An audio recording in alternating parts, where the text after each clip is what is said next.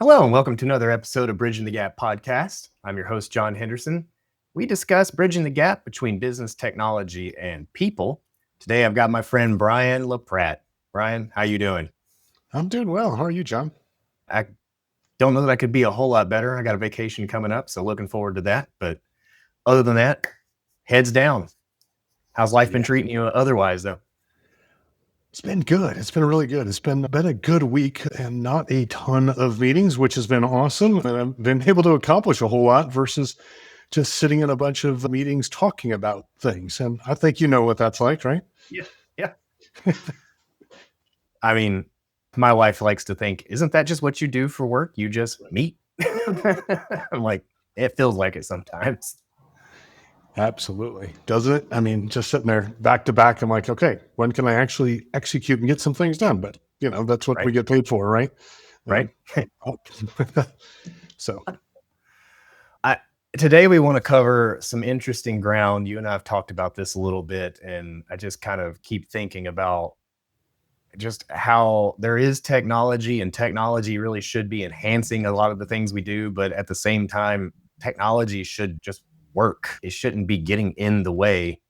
We want it intuitive, we want it simple, we want things that are just like really going to be helping people get more productive. So thus we need the technology and we need the processes, but at the same time, we also just want to make sure that we don't create processes or things where we have, leadership coming around going like, well, that's just how we do it. So why else would you do it anyway different? So keeping that air of like always leaning into, we have technology and we have a process, but we should always be seeking improvement in how we don't just get stagnant in things. So I know you and I've had lots of talks about these over, good grief, the years, but let's just kind of dig into that and think about how the technology and the processes, and not just sitting and doing things the way we've done it just because that's the way we do it, and how we can make this better.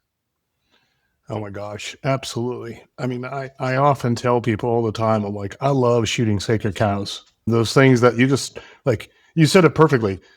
That's just the way we do it. And that's just the way we've always done it. And as a matter of fact, I was just in a meeting earlier today where we were questioning a communication out from the executive group as to where do we put this communication? Because we've always just done it this way, but is that the best way? Is that the right way? And if not, why not? And if so, why so? How do you keep the baby, and get rid of the bathwater, if you would? Yeah. Yeah, we talked about it so much, you and I, especially in so many genres. What do you want to talk about?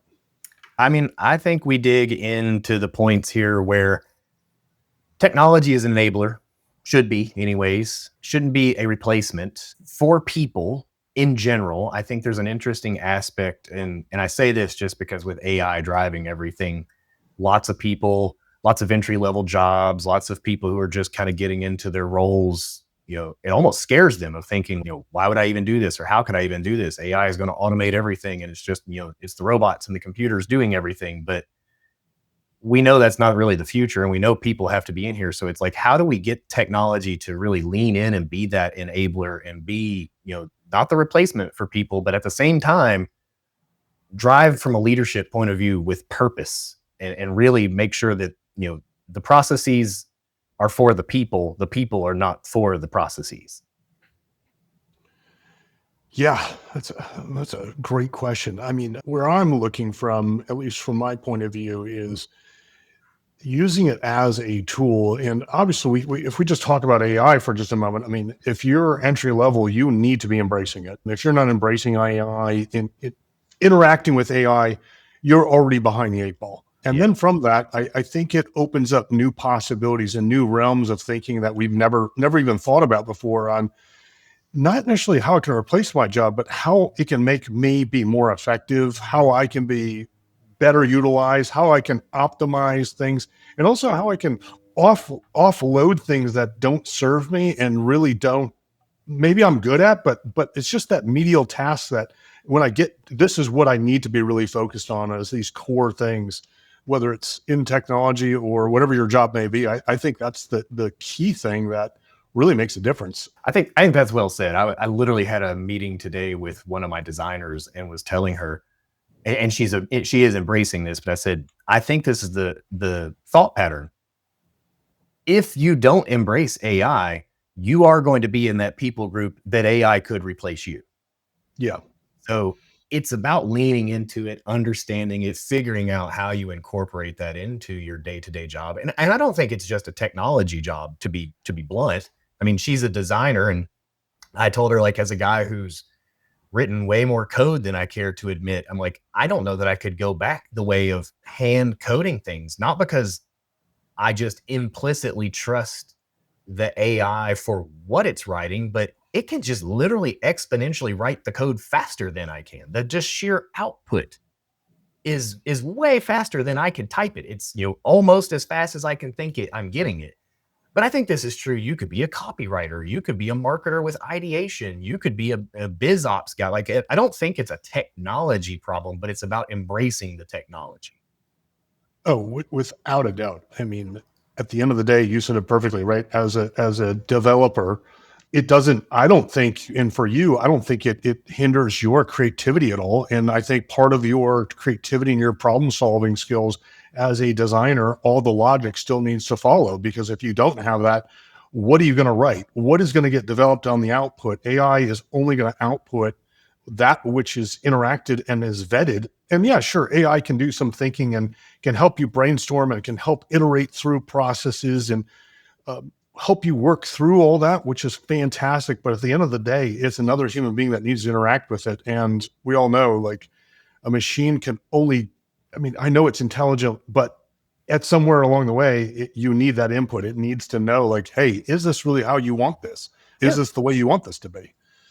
I mean, and You and I had yeah, that discussion talking about development. I mean, we literally ended up doing a project together on it, but it was there's and this was again part of the discussion I had with the designer. I said, you could give me all the AI tools, Veo and Sora and all these cool, image generation things.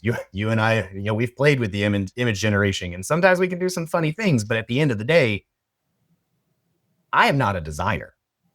You give me the task of creating, a brand kit, or, really creating some beautiful asset that you want to use in marketing. I'm like, I'm not the guy. I can give some prompts, but it's probably still not going to have the things that, like, that creative mind that a designer's going to have. Like, oh, I care about the shading and the pixelation and how this, like, I'm not thinking about that stuff yeah. just as much as you could take my finance people and go, hey, go write me an application. I'm like, they don't know the nuances of the integrations and the codes and the back ends and the front ends. So it's like, sure, you can kind of guide it to a point, but it is still where that proficiency, I think, or maybe I should even say it this way, that subject matter expertise with guiding the AI, I think, is really where you get the yielded results.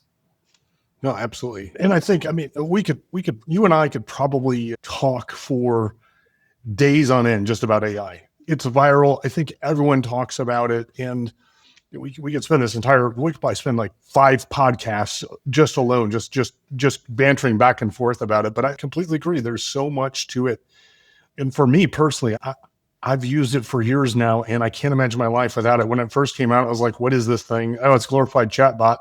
And Yep. then about 3 months later, I was like, wait, maybe I missed something. And then I was like, I so didn't get what it was and what's capable. And every iteration, I'm like impressed by what comes out and the ways I use it and finding creative ways to use it. As a matter of fact, most of my Google searches have gone away in a Yep. lot of ways. And with it, it allows me to really expand my creativity because I use it a lot to actually challenge myself in what I'm thinking. I'm like, hey, I've got this hypothesis.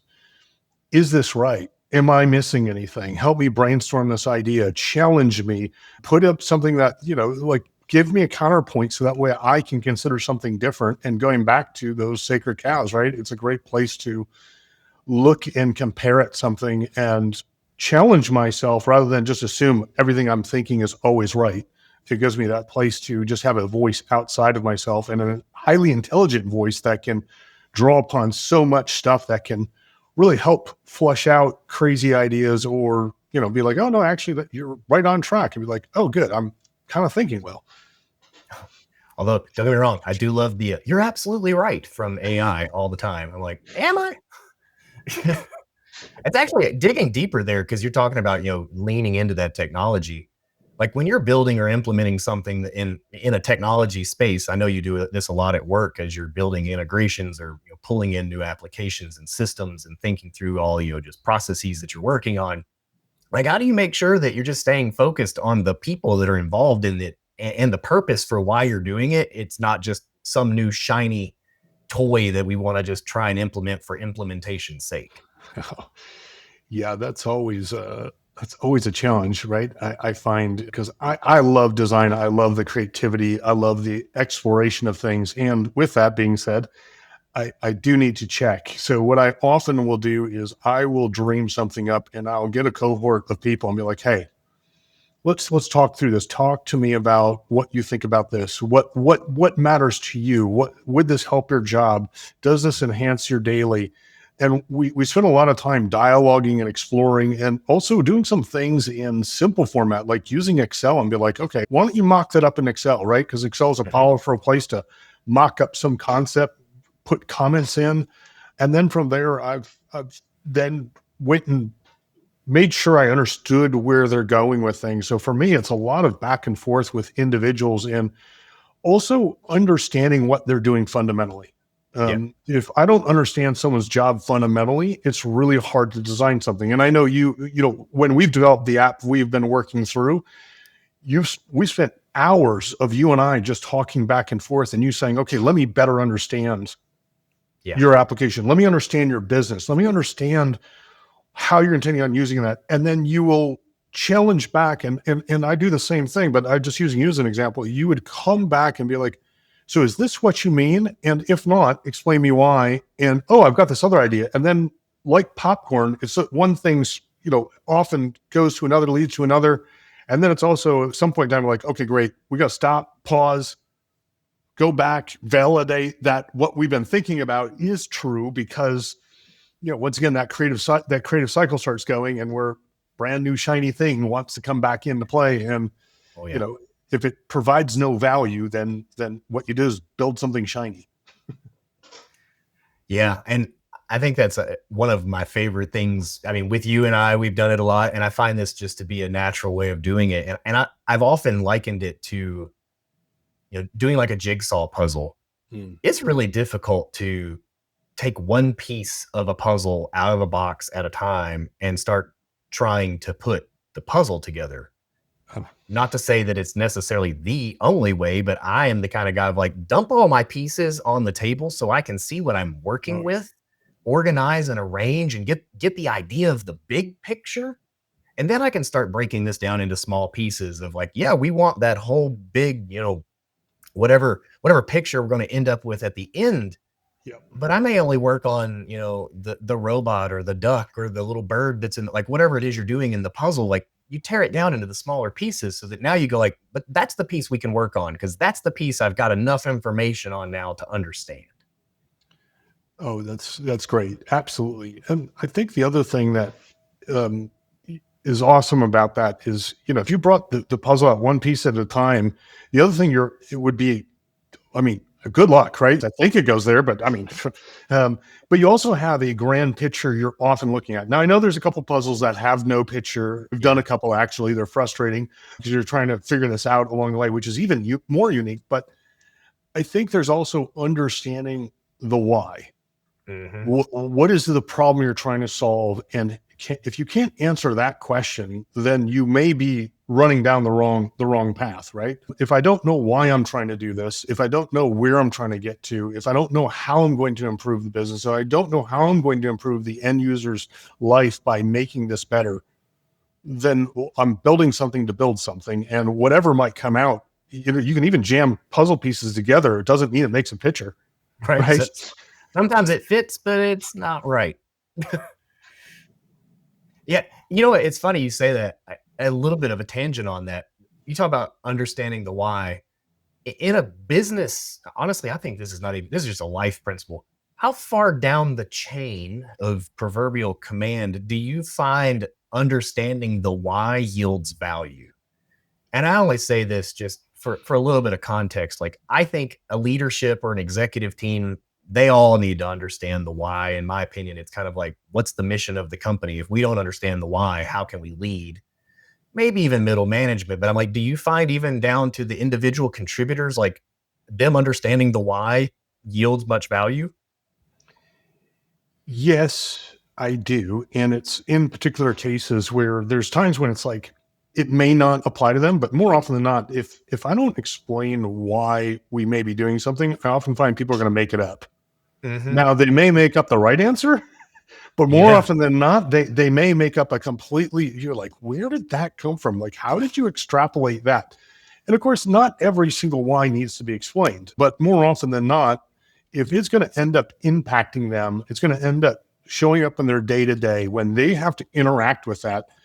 Me explaining them the why and having it get connected to their world, what they're doing, helps adoption much better than me just jamming something down someone's throat. Like, for example, this app we've been working on, if I just came out and said, oh, yeah, I had 4 people, work with me, and here it is, just work on it, and didn't explain any other context of where we're going, the grand vision, how it's all going to pull together, what other elements are there. And also, I want all this feedback from you because I don't think we nailed it perfectly, but we've got a pretty solid base from.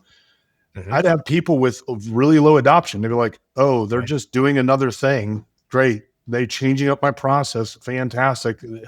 Brian's got some crazy idea and he's just running again. Here we go. Awesome. But in like 4 months, he'll fall off because there'll be some new thing that comes out. So That next shiny object. right. But so to that point, you do find there's a good value in at least communicating the why. I mean, them even understanding the why is not even as much as just knowing the why, because you find it at least fosters, some buy-in. Yeah. Yeah. Yeah.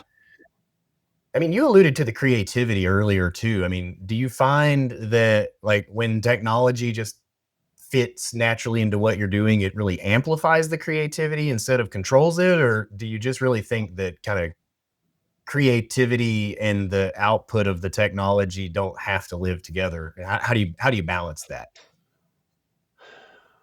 I, I think it amplifies it for me. I Mm. think when technology is working really well, it spurs on new ideas and also little gaps, little something. And it could also just be a bug or it could be a feature request that someone has or a problem that someone expresses in a certain way that I'm like, oh, wait, I think I've got a solution for that. What if we could do X, Y, or Z? And they're like, oh, that'd be great. And Mm. then you start getting that back and forth again.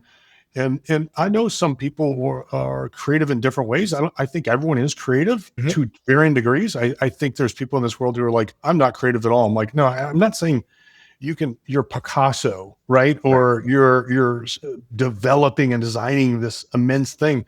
I think creativity shows up in different ways. How people solve problems, for example, is creative. Yeah. How people do their jobs, each one is a little bit unique. We're not all robots. Even if you're on an assembly line, there are some things that you find and you have a way to express yourself in a unique way is creativity. So for me, Mm. I mean, I know it spun off there, but I know for me personally that great technology and sharing ideas spurs on new ideas and new things come to light because I don't believe it's ever done. That's Mm. my, I don't think you've reached the pinnacle. You're like, oh, I designed this great app or this great thing, or this piece of technology. We take GPT as a holistic, idea. They didn't stop at version 1. Right. There's always something new being evolved and grown out of it because it wants to iterate, it wants to grow, and we want more out of what we design.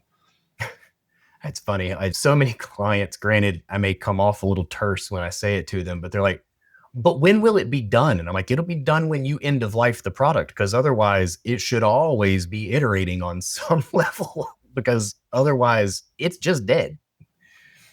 It's so true. I mean, I've worked on systems that were developed back in the 80s, and it's like, wow, this thing, and it's still running, it still functions, it's still, but at the end of the day, I'm like, man, we could really use a refresh on this. Yeah. Yeah. But to that end, it's like it's still there, it's still performing some sort of function. Here we go. Yeah. So yeah, it's true. You were talking about buy-in, a little bit with that why and fostering that buy-in. I mean, I have to imagine, a huge part of that is listening to the people. Yeah. Not just like, oh, I want a thing, but to you kind of alluded to this, but like get everyone to tell me where there are pain points. Get everyone to tell me like what is or isn't working. I know you've told me about like, hey, I'll take all feedback.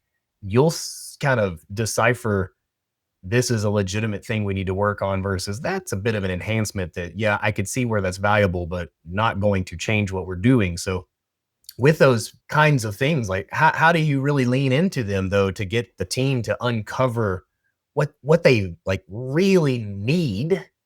And again, this is always a fascinating philosophical debate for some people, but like how they really need a thing versus I just want a thing. Yeah, that's a great question, John. I tend to ask a lot of questions, right? And I can be a little terse to some people because I will press in and really I'll and to some people they get a little offended, like, I had this idea, why don't you love it? I'm like, but I want to challenge them to think deeper because I think sometimes that surface level idea is good, and it's like, oh, that, but it's really not going to enhance anything. But underneath, if we go 2, 3, 4 layers, a little bit deeper, if I start having you peel back that onion, Mhm. something really incredible can show up. So I tend to really like to engage with people, listen to them, as you said, but then engage with them to really suss out like what's driving that. Where's that coming from? Make and help them think through it because I find that when people start to learn to think through certain problems from a different point of view, they are going to bring even more rich ideas that will come out. And sometimes that first idea, we start off with something, and then next thing you know, what the end product is completely different, but it just jumped off of an idea. One of Yeah. those things was this project we've been working on. I had dreamt of this whole project we've been working on that we've called Docs. And then one of my technicians sent me over an Excel file and was like, look at this. And all these technicians loved the idea. I was like, oh, this is really great. We met, talked about it. Then using AI, I actually generated a Canvas app that demonstrated some of the things I was trying to explain. And I realized I'm like, I don't have quite the words to explain what I'm seeing in my head. And then next thing you know, everyone was like, oh, that would be awesome. And then the end product is nothing even like what that GPT Canvas product was developed. I mean, the end product is going way above and beyond even what I had been dreaming. But that all came from that fostering, that digging, uncovering, asking more questions, validating things, and then me also stepping back and having a moment to time to say, okay, what's again, I love that question. What is it we're trying to solve? What's the Mhm. problem we're trying to solve here? And that tends to like really pin things down because if we're not solving a problem, then it may be a great idea, but it may not be a benefit at this moment in time. And if it's truly solving a want and a need that really is going to make a difference, those things of I think are really wonderful. Oh, I mean, I think there's so many companies and startups out there that just need to hear that point right there. If it's not solving a problem that it's solving, then is it really needed? Like this is where I think so many people go like I have a great idea and I go it does sound like an interesting idea, but is there really a market for that idea? And I say market, I don't necessarily mean the grandiose, out there in the world, the market. Sometimes the market is your internal team. Yeah. Sometimes the market truly is, something out there where you may monetize a product. Sometimes it's open source and great, we can use it and it isn't monetized, but is there a market for it? I think that's such a strong point for people to really stop. And I know you do this too, is one of the things gathering that information, but also giving it the pause and the breathing room to percolate and make sure it's the right thing. Without a doubt.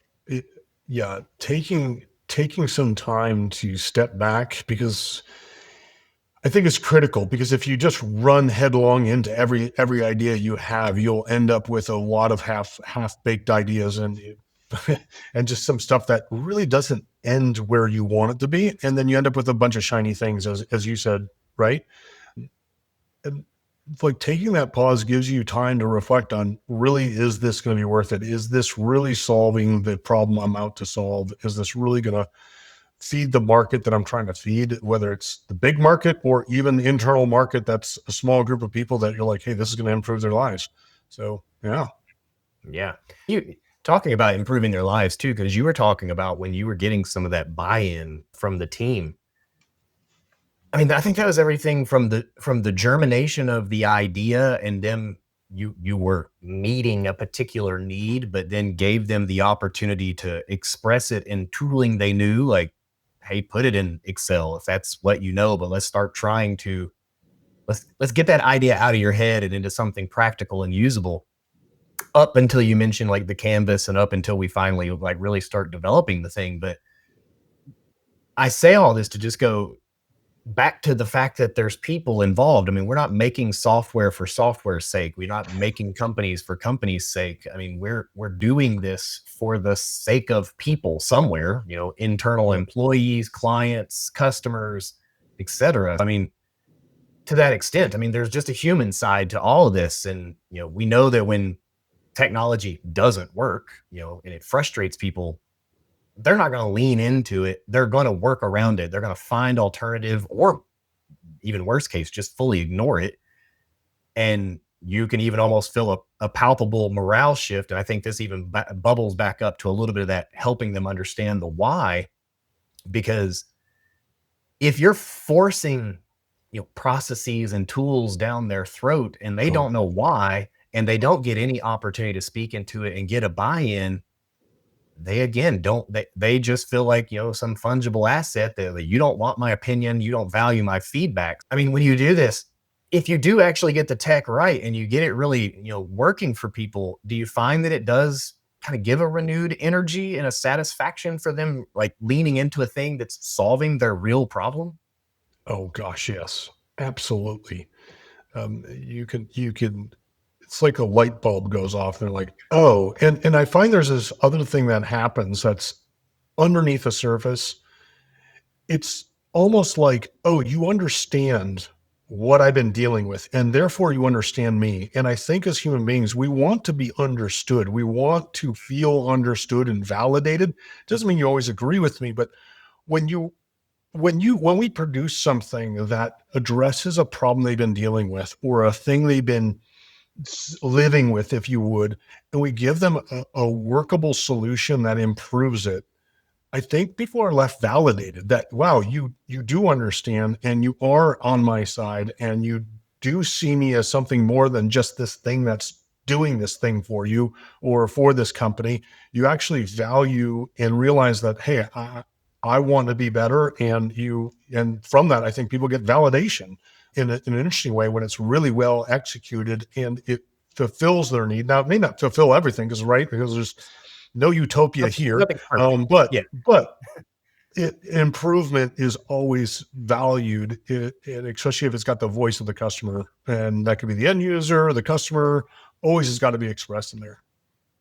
Yeah, yeah. No, I think that's the thing. And last episode we were talking about this, and it's not lost on me the coincidence that it's coming up again. We talked about Stephen Covey's 7 habits, and like habit number 4 is seek first to understand, then be understood, because that's what makes people feel heard and valued, that make them important. Make sure that their problems are your problems and you're trying to solve it. I mean, I think that's honestly is a good sign of leadership in general, but it's a good sign of just human beings if you can do that. Which, as a segue, because I want to talk about one of those other things you alluded to this quite early on. All this is about fostering innovation and fostering new things and getting people to lean into the things that are being given to them, understand the whys. I mean, these are all great things, and we want them to do it, and you want to challenge them even when it's not comfortable to like, hey, bubble up these things. But let's talk about the other side of this. How do you get the teams and maybe even leadership to kind of unfreeze those old patterns and make space for this kind of openness? So basically, like, as you've fostered all this innovation and you're getting people to lean into the why, not just what we're doing, but why we're doing it, and pulling the, the things that may be uncomfortable to them out, like, bubble it up, let them know they have a voice. On the other end of this, though, like, how do you get teams to, that unfreeze from their old patterns, or, those sacred cows that we're holding on to? Like, how do you get them to make space for that kind of, from openness and willingness to share? Yeah, that I find is an art form. Some people are really great at it in terms of they're just open and they're willing to try, and then you've got a large group of people who say they like change, but they absolutely just can't do it, right? Like, We're and all creatures of habit, and we're right, yeah. And so what I've found personally is when I can sit down and show someone, hey, let's work this together, right? Like, let me just show you what's going on here. Let's just try this out. What's the worst that can happen, right? I mean, worst case that happens, you go back to your old ways, and your ways were absolutely better. But let's try this out and walk through, and also just once again asking them questions that probe and challenge their beliefs in a gentle way, not an accusatory way, not being like, oh, your way is your process is stupid, or it doesn't work, or whatever. Because a lot of people can leave with that, like, oh, you think you're better and you know better, but you haven't walked them. I'm like, no, actually, let's walk through this. I yeah, had this happen this summer where one of our teams was just getting slammed, and me and the manager just sat down over 2 sessions, like, what's going on? What do we need to do? And we made a couple radical changes, just that felt contradictory.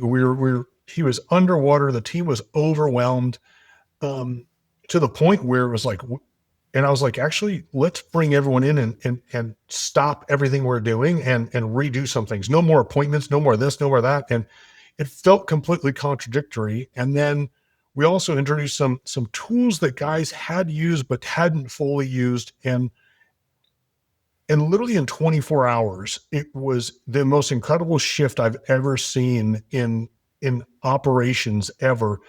The backlog of work got cut more than in half mm, in 24 hours. And at that moment in time, it was everyone was like, "Oh, I see the benefit.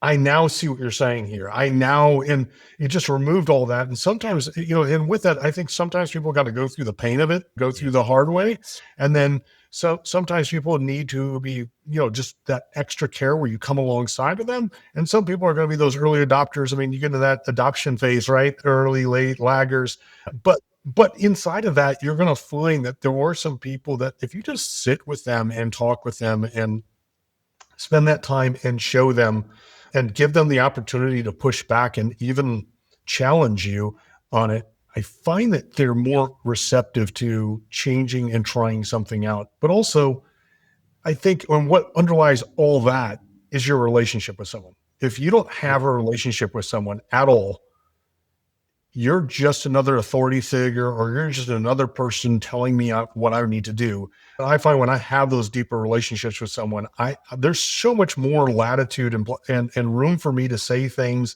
and also challenge ideas because I've got the relationship, and I understand them and they understand me, and the conversation goes completely different.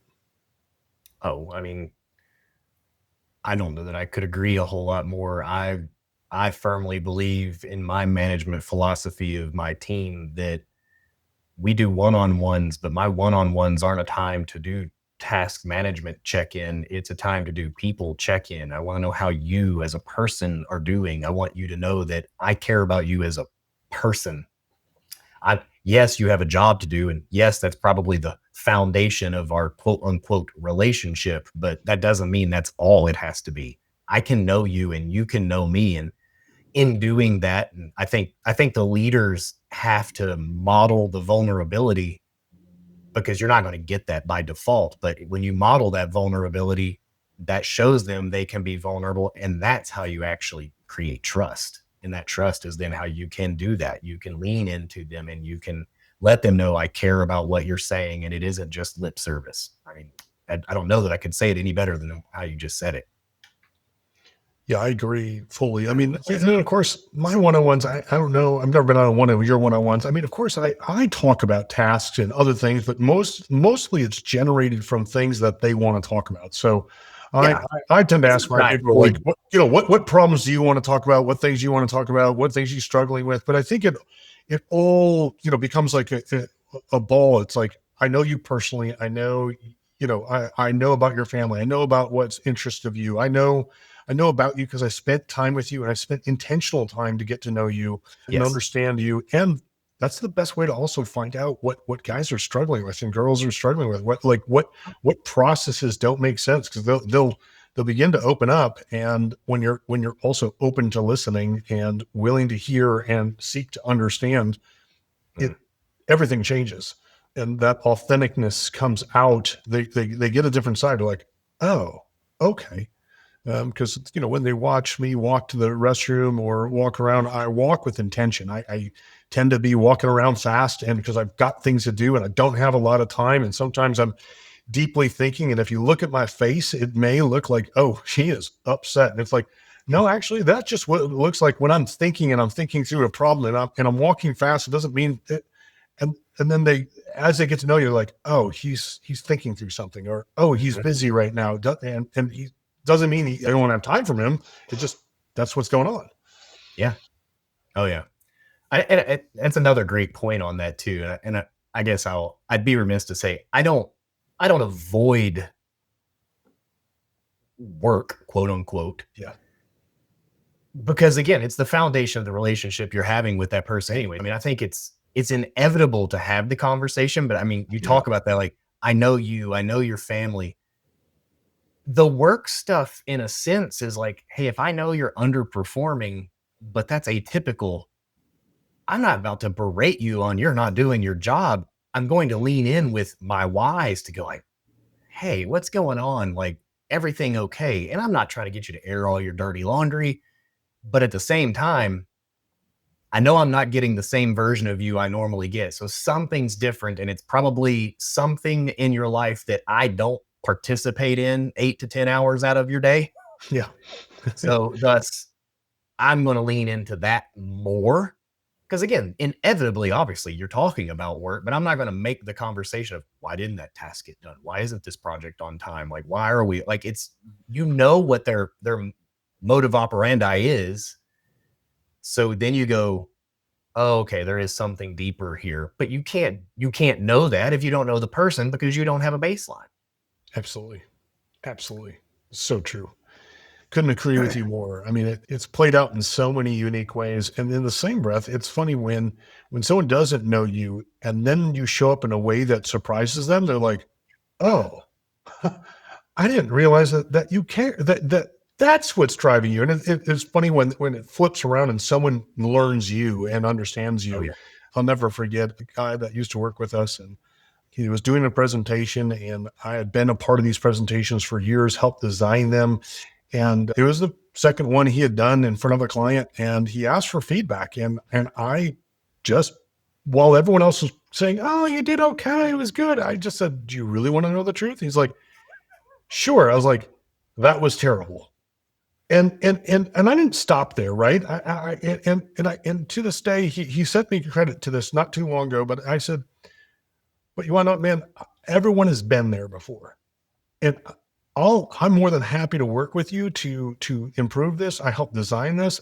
There's some things you're doing well, but some things that I think you're just way too cookie cutter. That let's work with you. And he took me up on it, and we spent 3 1-hour sessions, and he was blown away by that. He was like, Brian didn't just leave me there. He actually genuinely concerned. And if I took him at his first statement, that was terrible, I would have just crawled up in a ball and just wanted to go home. And he was like, but he Right. pressed in and kept going. And what was interesting is he got to learn something about me that he didn't know that was underneath it, which is, and when he credited this to me several months ago, and this happened years ago, he said, when you first meet Brian, you may not realize he's got a deep passion for people. He cares deeply, and sometimes it doesn't always show up, and it shows up in some funny ways. But when you really get to know him, you'll see this guy who will spend hours with you when he doesn't have a lot of time. He will literally find time to help you be better because he cares and because he wants excellence all the time. And it's a funny little thing. I mean, it can go both ways in that way. Like, as you get to know people, they get to know you. And sometimes they get to know you in a way that's like, huh, that's how you are. Okay, got it. Yeah. A funny anecdote. We had some team members from another country. I have kind of a quirk. I know we laugh about all of our little idiosyncrasies that we start to find amongst our friend groups and everything, but I have noticed, and I can't stop doing it, but I will end so many Slack messages or text messages with an ellipsis, because it's like I'm part of a thought, but I wanted to convey it, and I would put the ellipsis, and then I would wait for the response. But I had these team members from another country, for some reason, no idea why. And they never told me until years later.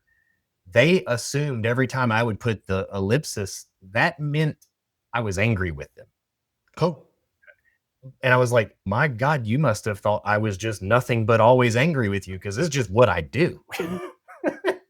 right. And of course, once we started having our one-on-ones and getting to know each other, and they finally kind of opened up again, modeled vulnerability, they were like, can I tell you something? And I'm like, sure. And it was that funny little thing of like, we just thought every time you put those three dots, because I just, the country from where they were, it was El Salvador. Apparently, just that was not a common thing in their text-based conversations. And so they just kind of thought I was like ending it like, now you answer. I was like, wow. oh, interesting. But again, had to have the conversations to figure this out. They too just assumed I was just always a stern, serious, always aggravated guy. And I was like, oh, farthest from the truth. I'm probably one of the goofiest people you're going to meet. But when it does come to working, I'm like, I get very matter of fact. I want to get stuff done. Yeah. I think that I say that also, just talking about the getting stuff done. I mean, innovation is always a thing that we're always striving for. And, it's very easy to just kind of lean in and let's innovate this, let's automate this. But today, where we're at, I mean, it's just I think there's just such an interesting dichotomy. This is a whole other discussion for another day, but it fascinates me how technology has made us the most connected people group we've ever been. And yet, ironically, it has also fostered us to be the most disconnected as a people group we've ever been.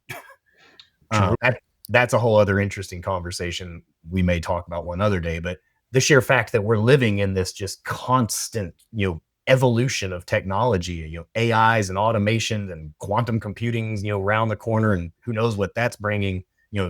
I jokingly always say, the only constant is change. Yeah, So, true.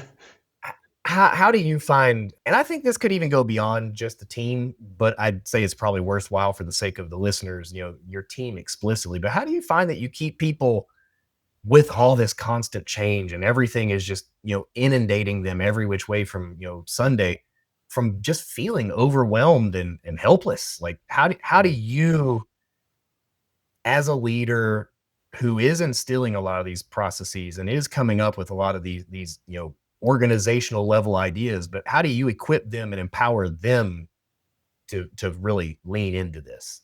It's a great question.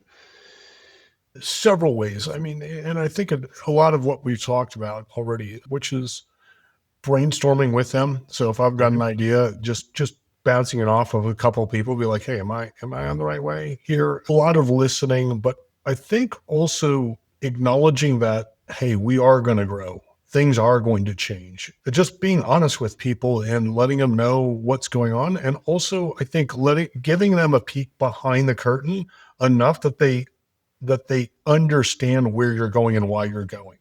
If what's happening, if I'm an employee and all that's happening to me is constant change and I have no idea what's coming up next, I start getting anxious. Right? Because I'm blind to it. And then there's the next thing. And then there's the next thing. And then there's the next thing. And it tends to rise anxiety in people. But yet if I know, like, hey, by the way, we're looking at these these key things we're starting to focus in on. We're not sure what we're doing yet, but we just know there's some things that we might be looking at. And then as those things come up, be like, hey, remember I mentioned those things? We're thinking about X, Y, or Z. Would you be interested in sharing with me a little bit more about what you think about X, Y, or Z? That helps that adoption curve because they're a part of the process. They're not outside the process.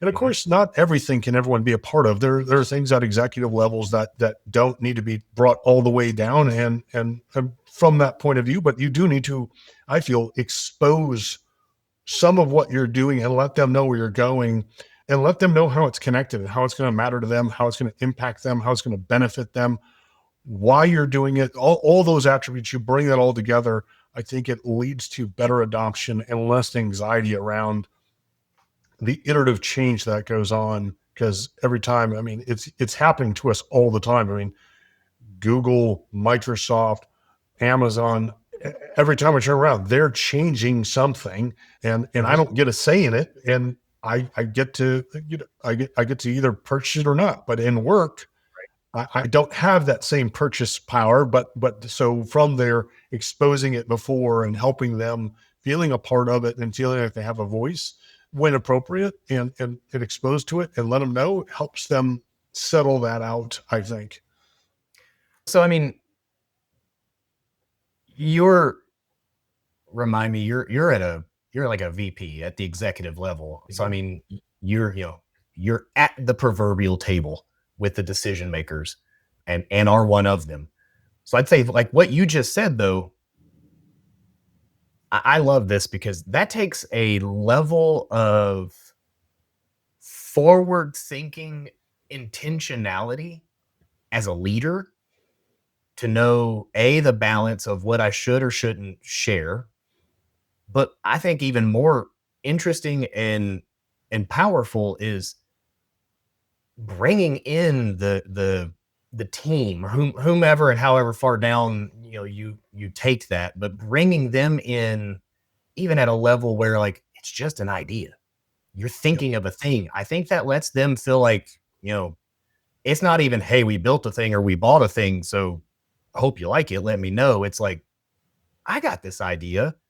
Let me bring you in again really early. Does that, like yield you more fruit, do you think, in the leadership and getting them to do things with you, not just because you said so, but because now they've really participated in the or at least feel like they've participated in the decision making process? Yeah, and I'll give you a great example of it. One of my managers who reports up to me, and I respect him immensely for this. He will ask me, funny, be like, "So, is this a yes and do it, or do I have a voice?" Ah, And ah, and so he recognizes that sometimes this is hey, this is just going to happen, and he's got the maturity to realize that sometimes that's that. But even when he asked that question, I always followed up with a no. I want to hear from you, but yeah, we're pretty much going to do this, but you still have a voice, and your voice matters, and I want to hear. And if you can give me reasons why we're off, yeah, that's important. That's just as important than me just saying we're going to do this. Now, sometimes it is a business decision that needs to come down and it just is what it is. But sure, I always want to ask for their input. I always want to let them know, like, yeah, this is coming down, like we've decided this, but what do you think? What's going on there? And yeah, it helps me, helps everyone ultimately, but also this is another area where I build relationships because I know that of that individual. So I can also pick up when that individual might have something to say, and I can just tell by their body language, like, hey, let's go have a meeting about this. So like, because you're not saying something that I think you need to say. And if you don't say it, it's going to get in the way. And when you go to deliver it to your team, you're going to have that little edge to you that everyone else is going to pick up on as well. So let's get that air cleared and make sure that you understand what's there. And it's also sometimes an opportunity for me to either coach someone in developing something that they don't maybe understand yet, because where I'm looking from, they don't have that same point of view. When you're operating at 50,000 feet and someone's down at the 4 foot level, you don't have the same view. And this allows them to step up 10 feet per se, because that's seeing something that's from the two new end. way. I think Right. that Oh, yeah, you like absolutely. That's two-way. You're not so in the details either that you may miss something, and getting that information bubbled back up is also equally important. Oh, absolutely. It absolutely is a two-way street there. Yeah. I think that's I don't I don't like to think of myself as a micromanager by any stretch of the imagination. I mean, we've talked about this ad Yeah. nauseum. Like, I love having smart people, preferably way smarter than me, because that means we're getting even way more done because my limited expertise on a lot of things, and I've touched a lot of things, but that doesn't make me an expert in all things. So I want those smart people around me, and I don't want to micromanage them because I also want to trust they're a professional. But at that same token, I don't want them having to just come up to me for every single solitary direction. Oh gosh. So we have to have that communication back and forth. And like, if I can convey the idea, the essence, the direction, and you've got the buy-in and you've got the understanding and you can do it, but you then can bubble up again, those details matter. It's literally why I love cliches, because there's truth in them. Like, the devil's in the details. It Right. will bite you if you don't know the things that are down here, that when you are at that executive leadership level, you are steering the battleship, but that doesn't mean I know what's going on in the inside of the hull. Right. Yeah. Oh, So it does take the communication both ways, and the trust, the vulnerability, and the willingness, which I love your example of the guys like, is this a yes and do it, or do I have a voice? That's a great question, but I love the answer. Sometimes it is a yes and do it, but that doesn't preclude you from having a voice. yeah. So true. So, I mean, I think that's just such a strong point of it there. Kind of rolling that back. So, like, when you see the teams and you've got a technology, whether it's a tool you've bought, tool you've built, like Mm. whatever it may be, processes, here, and you find that the teams are thriving with it. I mean, what do you find is really setting everything apart? Is it the mindset, the structure, something else, the initial buy-in, the thoughtfulness you did with, intentionality of the reason for the tool? Like, where do you find something really, or is it a combination of all that really sets this apart?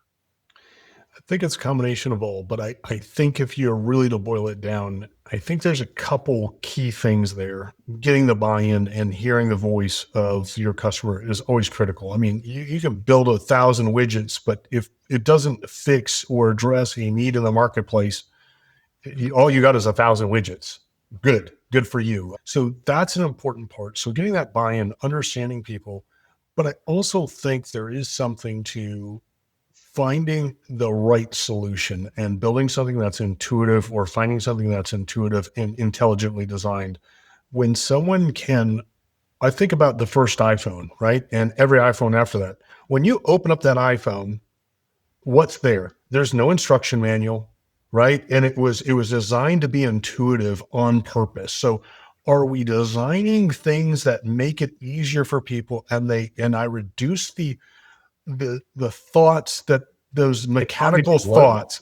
Yeah, Yeah. right. Like that stuff that doesn't really contribute. Like what I do with my staff, and every time I'm analyzing and looking at something, I'm wondering, I'm like, what is it they're thinking of, and what are the steps that are mechanical that they have to do, that they got to think about, that they got to remember, because we're coming down on them, and blah, blah, blah. All of those little minutia things. I'm like, if I can make those things go away, and what I want you to do is do your best work. For us, I want my technicians to be able to creatively problem solve and provide amazing customer service to our end users. Mhm. Anything else that's in the way of that is a barrier. And what I'm always trying to do is reduce down those little barriers that are in the way, because I want them to think. I don't pay them to click a button and wiggle a mouse to say Yeah. it, right? And to make sure they get this right thing perfect for me because I need it. If the system can begin to do that in the background, that's also listening to the voice of the customer. They may not have expressed it overtly, but I know it inherently by looking at, what am I paying you to do? I'm paying you to solve problems Yep. and be a great customer service person. What's in the way is these 5 steps, these little silly things that you have to do, that you got to remember, and sometimes you forget, and therefore it's frustrating, and then it causes problems. And What if I could eliminate that? What if I could just automate? What if I could have that be transparent in the background where you could just do your job Mhm. and now you don't have to worry about that anymore. And then I find from that, when you start getting into that realm and you can really find that product or develop that solution, you're on your way to gold to something. And once again, it may not be perfect, but if I can eliminate 15% of it, what an amazing improvement I've got. And that's 15% of wasted time. And obviously, every day when our margins are always getting squished from every which way, when you can increase your output by 15% and also give people that and get rid of that 15% that they don't like doing, Mhm. to expose them to things that are more the things that really interest them. It's like that's a win-win-win all the way around, right? Oh, yeah. Oh, yeah. It's a funny anecdote you were mentioning that, I asked one of my senior developers once, like, "What does he think the most valuable thing he does for me?" And he was like, "Write code."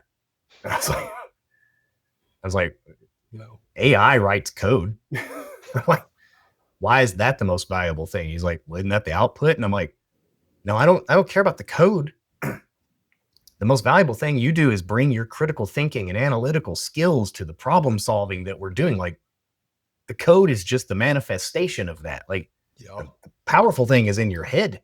yeah, Like, but when we can get the barriers out of your way to not, stand up this or deal with that or get into this tool, like that's when they get to thrive. Writing the code, it's like, yeah, not to backtrack so much, but I mean, AI, I'm like, yeah. AI writes the code faster than I can. So now let's just get my thoughts out to it so that I can move. Like, I don't care about writing the code. I don't this this isn't, me in like 1992 going, let me see how many words per minute I can type because I don't care.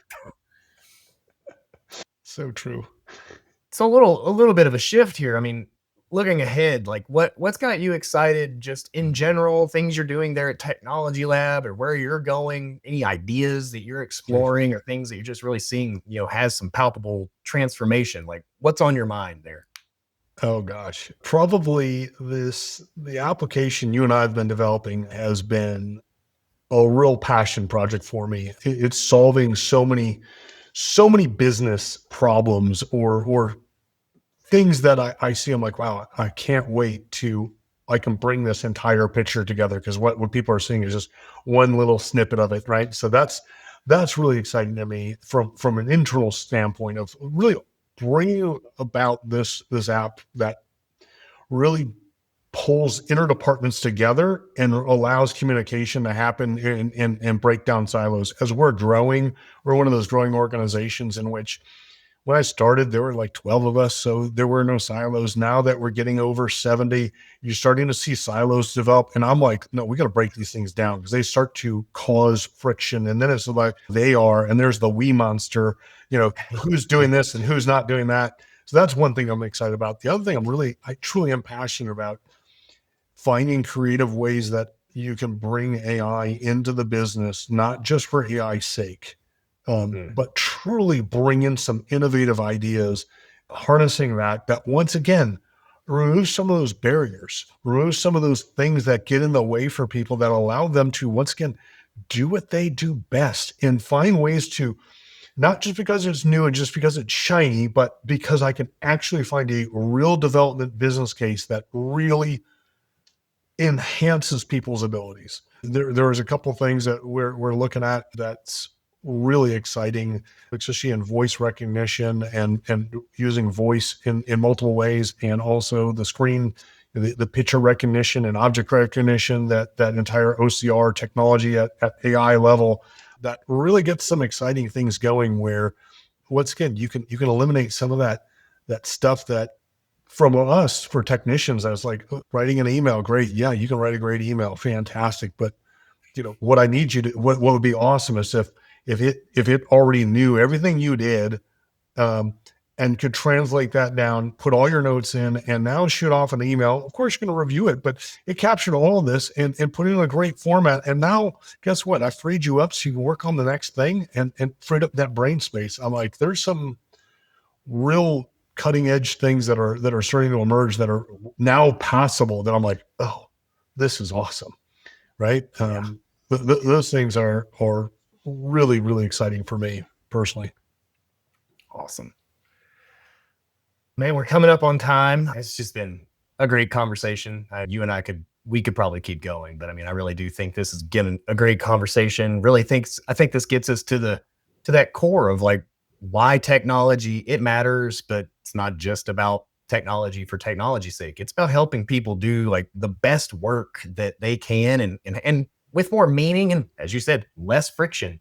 Yeah. So before we wrap up here, I mean, where can folks learn anything more about you or where can they contact you, these days? For Technology Lab, so they can always go to technologylab.com, reach out to me there, brian.lapratt at technologylab.com, or look me up on LinkedIn. I don't post a lot there, but you can always get in connection with me. And it's always a great way to network, connect up, and chat about anything and everything from that point of view, from technology to management to leadership to AI to anything in between. Awesome. Well, Brian, thanks for just a thoughtful conversation here about bridging the gap between, business technology and people and really leaning into it. So that's all from us today. Thanks for listening to another episode of Bridging the Gap podcast. We'll talk to you on the next episode.